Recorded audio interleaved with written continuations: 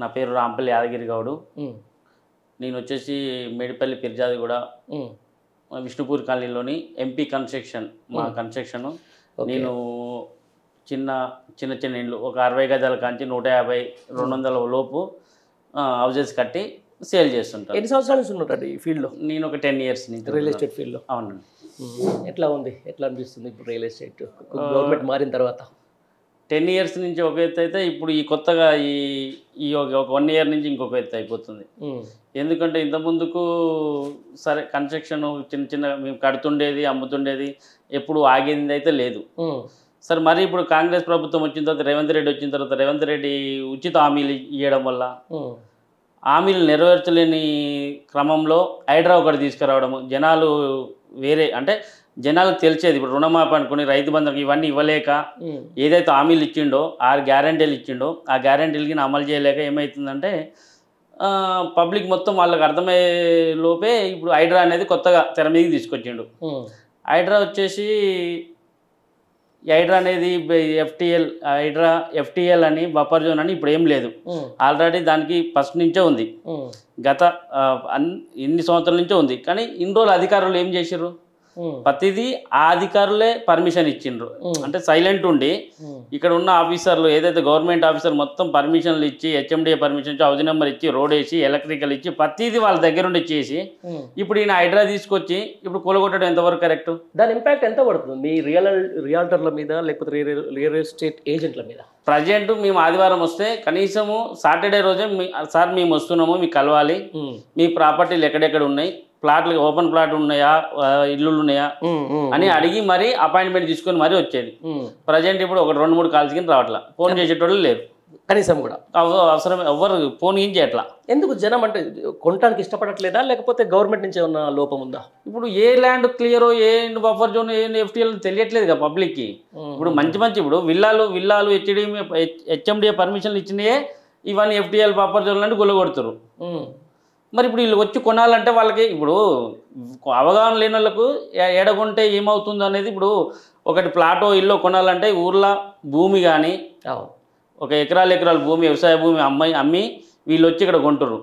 అక్కడ అమ్మడం ఎందుకు, ఇక్కడ వచ్చి కొనడం ఎందుకు, ఇరుకులు పడేది ఎందుకంటే సైలెంట్గా ఉంటారు. కొంతమంది చిన్న చిన్న వ్యాపారస్తులు ఉంటారు, నాకంటూ ఒక సొంత ఇల్లు కావాలనే కళ ఉంటుంది. వాళ్ళకి నేను ఇన్ని రోజులు 10 సంవత్సరాలు 20 సంవత్సరాల నుంచి పిల్లలకి తిండి అన్నీ కట్టుబడి చేసి మిగిలించుకున్న డబ్బులతోటి నేను ఒక ఇల్లు కొనుక్కోవాలని చూసినప్పుడు ఇవన్నీ బొందలు పోసినట్టు అయిపోతే ఎవరు కొంటారు? కొంటారు కదా, భయపడతారు. అందుకే ఏది వాస్తవమో ఏది అబద్ధమో ఏది నిజమో ఏది మంచి ల్యాండో ఏది లిటికేషన్ ల్యాండ్ అనేది తెలియట్లేదు. అందుకే అయోమయంలో పబ్లిక్ ఇప్పుడైతే ప్రజెంట్ ఓల్డ్ పెట్టిండ్రు. మొత్తం 1,00,000 మంది రియల్ ఎస్టేట్ ఏజెంట్లు కానీ చిన్న చిన్న బిల్డర్లు కానీ మొత్తం వాళ్ళకు జీవనాధారం లేకుండా అయిపోయింది. రైట్. ఇప్పుడున్న ముఖ్యమంత్రి కూడా ఇదివరకు రియల్ ఎస్టేట్ చేసినోడే. ఓకే, ఎందుకు మరి రియాల్టర్ల మీద ఇంత కోపం ఎందుకు? అదే అన్న, ఇప్పుడు ఎలక్షన్లో గెలవడానికి ఏం చేసిందంటే సాధ్యంగానే అన్ని హామీలు ఇవ్వడము.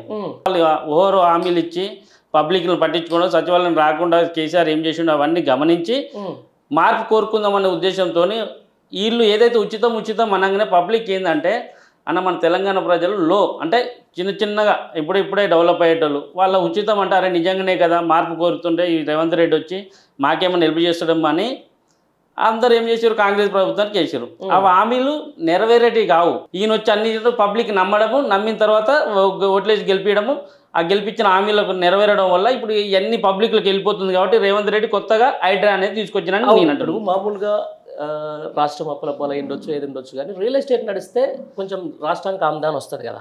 అవును, ఎందుకు అసలు ఆమ్దాన్ వచ్చే రియల్ ఎస్టేట్ మీద ఎందుకు ఇంత చిన్న చూపు చూస్తుంది ప్రభుత్వం అంటున్నా? ఇప్పుడు మీరు తెలుసుకోండి, ప్రతి రిజిస్ట్రేషన్ ఆఫీస్లో పర్ డే ఒక 100 అవుతుండేది, ఇప్పుడు 5 లేదా 6 లేదా మ్యాక్సిమం 10 అవుతున్నాయి.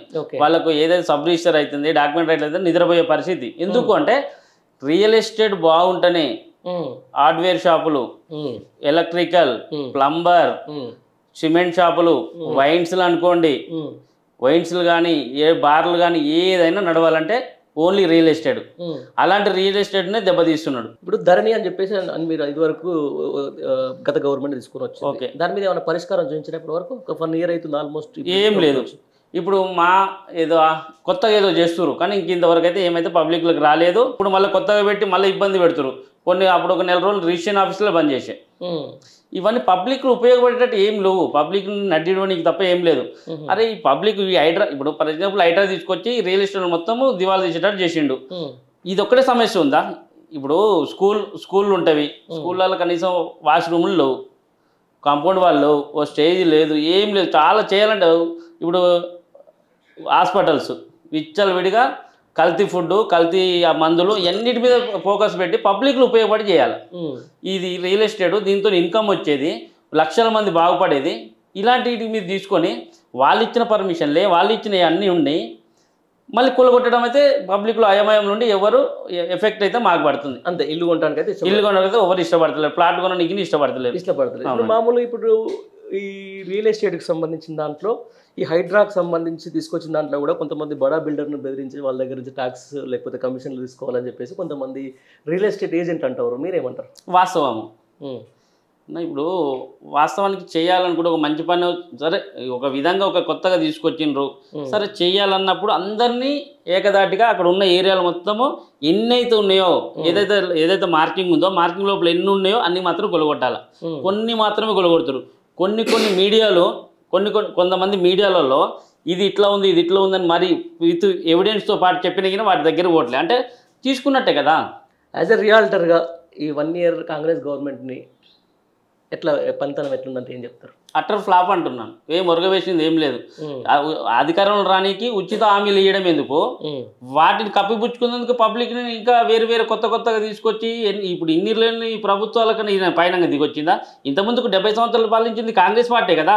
అప్పుడు లేదు ఇప్పుడు కొత్తగా తీసుకొచ్చి ఇంతమందిని ఇబ్బంది పెట్టడం తప్ప ఏమైంది చెప్పండి. మేము అలాంటి వాళ్ళు ఇప్పుడు రోడ్ల మీద పడవలసిన అవసరం పడింది.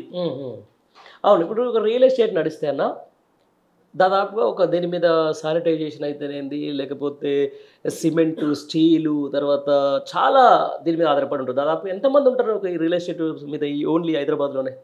దాదాపుగా 1,00,000 మంది ఉంటారా? ఎక్కువ ఉంటారు, 1,00,000 కన్నా ఎక్కువ ఉంటారు. ఇప్పుడు వాళ్ళ పరిస్థితి ఏం లేదు, చాలా ఘోరంగా ఉంది. అంతేనా? ఎవరు కస్టమర్లు లేక ఇన్ని రోజులు ఫుడ్ అంటే కనీసం 2 గంటలు లేని పరిస్థితిగానే ఉంది. అంతేనా? వాళ్ళు ఉండే ఇంట్లో 2 గంటలు లేని పరిస్థితి. అందరూ ఏమన్నా రియల్ ఎస్టేట్ చేసిన వాళ్ళు అందరూ బిల్డింగ్లు ఉన్న వాళ్ళు కాదు. ఎన్నో ఊళ్ళ నుంచి భూమి అమ్ముకోవచ్చో, లేదంటే చిన్న జాబులు చేసో కొంచెం చేసి చిన్న బిల్డింగ్లు కట్టుకుని అమ్ముకునేటోళ్ళు. పెద్ద సంస్థలు అంటే అది వేరు.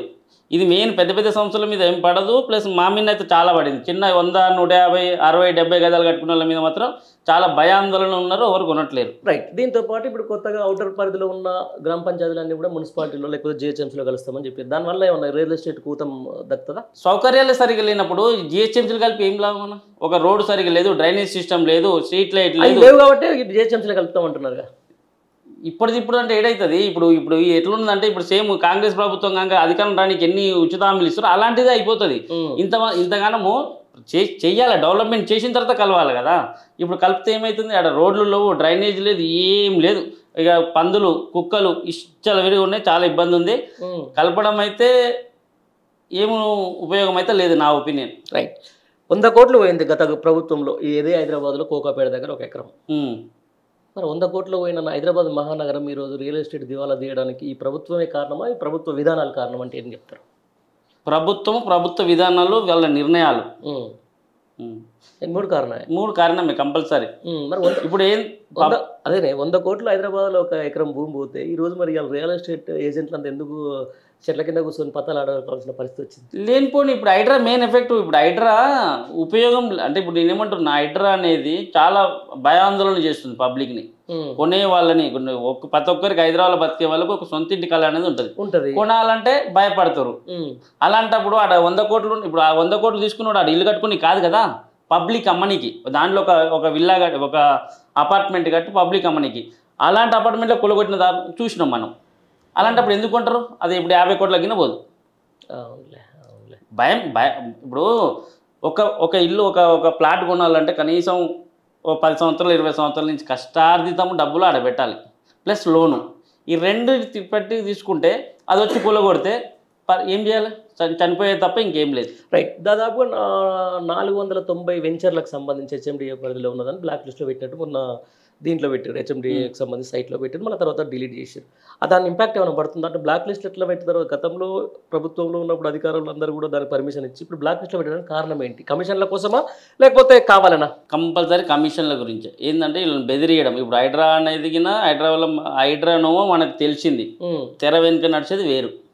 సేమ్ ఇలాంటి బ్లాక్ లిస్ట్లో పెట్టిండ్రు.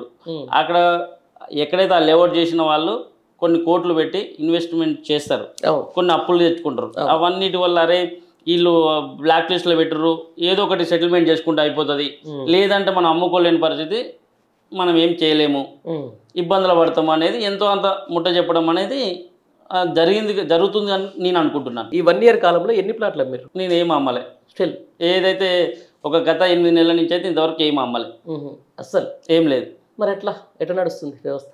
నడుస్తుంది ఇక అంతే. ఇక ఇప్పుడు ఆఫీసులు ఉంటాయి, సెటప్లు ఉంటాయి, కింద పని చేసే వాళ్ళు ఉంటారు, ఇంట్లో అవి ఉంటాయి. ఇంతకుముందు ఒక 2-3 ఉండేది, ఇప్పుడు ఒకరికి లేరు. ఓన్గా నేనే పోయి చూపించడం తప్పుతుంది, చూపిస్తున్నాము, ఏదో నడుస్తుంది అంతే. ఇంతకుముందుకున్న ఏదో అమౌంట్లో ఏదన్నా ఉంటే దాంతో నడుపుతుంది, కానీ మేము ఈ మధ్యలో సంపాదించింది అయితే ఏం లేదు. రైట్. ఎట్లా మరి ఈ 4 ఏళ్ళలో ఇదే పరిస్థితి ఉంటుందా రియల్ ఎస్టేట్ది? కొన్ని ఈ నిర్ణయాలు ఇలానే ఉంటే మాత్రం ఈ హైదరాబాద్ ప్రపంచంలో నెంబర్ 1 కాదు, 0కే వెళ్ళిపోయేటట్లు అవుతుంది. ఎందుకంటే ఈ తొందరపాటు నిర్ణయాలు అంటే ఇప్పుడు హెచ్ఎండిఏ లేఅవుట్కి పర్మిషన్ ఇచ్చింది అధికారులే. ఫస్ట్ అధికారులు ఇస్తేనే లేఅవుట్ అవుతుంది, లేఅవుట్ అయితేనే పబ్లిక్ కొంటేనే ఇల్లు అవుతుంది. ఇల్లు అన్నీ చేసింది అధికారులు సంతకాలు పెట్టడం వల్లనే. అధికారులు ఫస్ట్ మీరు రికమెండేషన్లు ఇచ్చుకొని నా వాళ్ళే చేయి అనేది మళ్ళీ రాజకీయ నాయకులే చేసిన తర్వాత మళ్ళీ వాళ్ళకి చదువుకుంటారు కదా, రూల్స్ అనేది తెలుస్తుంది కదా, ఆ రూల్స్కు విరుద్ధంగా చేసింది వాళ్ళు. ఫస్ట్ ఆఫ్ ఆల్ ఏదైతే అధికారులు ఉన్నారో వాళ్ళ దగ్గర వాళ్ళు ఏదో చేసిరో ఇల్లీగల్ చేస్తే అమౌంట్ తీసుకొని ఎకరాలు కానీ విల్లాలు కానీ ఇచ్చలు పెట్టి కొన్నారు. వాళ్ళన్నిటిని జప్తీ చేసి ఏదైతే ఇప్పుడు నష్టపోతారో ఇప్పుడు నష్టపోయిన వాళ్ళకు నష్టపరిహారం కట్టియాలి. మెయిన్ ముఖ్య కారణము అధికారులు. అంతే అధికారులే కదా. అధికారులు ప్రభుత్వం వెనక నుంచి నడిపించేది ప్రభుత్వమే కదా. రైట్. ఫైనల్గా ఇప్పుడున్న పరిస్థితుల్లో రియల్ ఎస్టేట్ కోలుకోవాలంటే ఈ ప్రభుత్వానికి ఏమైనా చెప్పదలుచుకుంటే ఏం చెప్తారంటే మీరు? ఇప్పుడు వచ్చేసి ఈ హైడ్రా ఏదైతే మీరు మూసి సుందరీకరణ అంటారు కదా, మూసి సుందరీకరణ ఫస్ట్ వాళ్ళకు నష్టపరిహారం ఇచ్చి కాల్ చేపించి వాళ్ళకు వేరే దగ్గర 150 గజాలు ఇస్తారా, 100 ఇస్తారో ఇవ్వండి. ఇది పబ్లిక్లో కొంచెం మంచి వెళ్ళిపోతుంది. లేదు ఈ ఎఫ్టీఎల్ బఫర్ జోన్ అనేది ఇప్పుడు ఒకటే లేదు, ఉన్నాటిని కాపాడండి. ఇప్పుడు వాళ్ళు కొనుక్కున్నారు, లోన్లు వచ్చినాయి, ఈ ఊర్లలో ఎకరాలు అమ్మిర్రు, ఆవులు అమ్మిర్రు, బర్రెలు అమ్మిర్రు, అన్నీ అమ్ముకొని వచ్చి వాళ్ళు కొనుక్కున్నారు. ఇప్పుడు ఈ నిర్దాక్ష్యంగా కూలగొడితే చనిపోయే పరిస్థితే కానీ ఏం లేదు. ఇలాంటి నిర్ణయాలు వెనక్కి తీసుకుంటే మంచిది. లేదంటే రియల్ ఎస్టేట్ ఏం కాదు, మాలాంటి వాళ్ళకి చనిపోవడం తప్ప మాకేం లేదు. రైట్. ఇప్పుడు మీరు చేసుకున్న వెంచర్ దగ్గర, మీరు చూస్తున్న వెంచర్ దగ్గర గతంలో 1 year కింద గజంకి ఎంత ఉండే, ఇప్పుడు ఎంత పడిపోయింది? 30-35 వేలు ఉండే, 20-28 అట్లా వరకే అడుగుతుండ్రు. ఇప్పుడు మ్యాక్సిమం 30 వరకు. అంతే, ఇక అడగట్లేరు. అంటే అదిగిన ఏదో అడిగిపోతున్నారు అంతే, కొనాలని కాదు. అరే ఇప్పుడు హైడ్రా వచ్చింది, అది వచ్చింది, వాళ్ళకు వంక. కొనేటోళ్ళకినా ఇప్పుడు మా దగ్గరికి వచ్చి అడిగిన తర్వాత కొనబోతే ఏమనుకుంటారో ఏమన్నా అంటే తక్కువగా అడుగుతారు. కొన్నదానికన్నా అయితే తక్కువ అయితే ఎవరు అడగారు కదా. అంటే వాళ్ళు అడుగుతారు, మేమైతే అమ్మం. ఏదో వచ్చి ఉట్టిగా పోకుండా అట్లా అడిగిపోతారు అంతే. ఎట్లా ఉంది మరి? ఇప్పుడు మీరు ఇన్వెస్ట్ చేస్తారు, ఒక వెంచర్ తీసుకుంటారు, ఆ తర్వాత ఇప్పుడు కొన్ని డబ్బులు బయట తీసుకుని వస్తారు. ఇంట్రెస్ట్ ప్రజెంట్ అయితే ఏం లేదన్న, ఏం చేయట్లేము, కొనట్లేము. ఎందుకంటే మేము ఇల్లులు కట్టుకొని కాదు, మేము ఏదో ఇప్పుడు ఒక జాబ్ చేసే అతను ఇంటికాడ ఉండి ఇల్లు కట్టుకోలేని పరిస్థితిలో మేము జాబ్ చేయలేము కాబట్టి వాళ్ళకు ఒక ఇల్లు కట్టిస్తాం. మాకు ఏదైతే వాళ్ళకి నెల డ్యూటీ చేసిన జీతం ఎట్లా వస్తుందో మాకు ఇక్కడ జీతం లాగా వాళ్ళకన్నా సగం పడ్డ ఆ జీతం లాగా డబ్బులు తీసుకొని మేము ఇల్లు కట్టిస్తున్నాం. వాళ్ళకి అక్కడ జాబ్ చేసే డబ్బులు రావాలి, మాకు ఇల్లు కడితే డబ్బులు రావాలి, ఆ ఉద్దేశంతో మేము కడుతున్నాం. మరి ఎట్లా మరి ఇప్పుడు గాడిలో పడుతుంది మళ్ళీ ఇది అనుకుంటారు? గాడిలో ఎప్పుడు పడుతుంది అనుకుంటారు? ఇది ఏమన్నా తెలియదు అన్న, ఇక రేవంత్ రెడ్డికే తెలుసు. అంతేనా?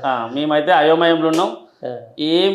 ఇట్లా ఖాళీ కూకొని ఒట్టిగా మాట్లాడుకుంటున్నాం, కానీ మేము ఎక్కడ చూపించడం కానీ అలాంటిది లేదు. ఎవరో ఒకరు 1-2 ఫోన్లు వస్తాయి, అడిగిన ఏదో అడగడం తప్ప ధైర్యంగా వచ్చి కొనేటోళ్ళు లేరు. ఆ నిర్ణయాలు అయితే ఏం తీసుకున్నారు. పబ్లిక్లో భయం ఉన్నది. మెయిన్ హైడ్రా ఎఫెక్ట్ ఇదండి.